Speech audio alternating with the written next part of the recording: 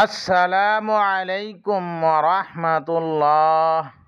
প্রিয় দর্শক শ্রোতা, আশা করি ভালো আছেন।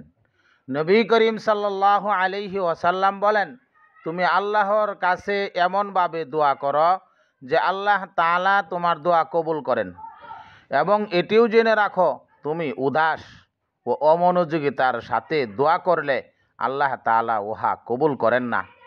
রাসূলুল্লাহ সাল্লাল্লাহু আলাইহি ওয়াসাল্লাম বলেন, এই জায়গাগুলিতে দোয়া করো, দোয়া ফেরত দেওয়া হবে না।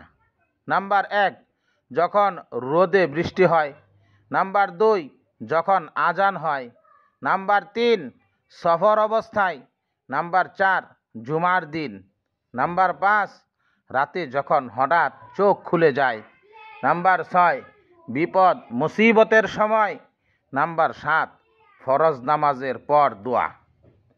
হযরত জাবের রাদিয়াল্লাহু তাআলা আনহু বলেন, প্রতি রাতে এমন একটি সময় আছে, ওই সময় যে ব্যক্তি দুনিয়া ও আখেরাতের মঙ্গল কামনা করে, আল্লাহ তাআলা তাহাকে দুনিয়া ও আখেরাতের মঙ্গল দান করেন। এমন সময়টা প্রতি রাতেই সকল বান্দাদের জন্য আসে।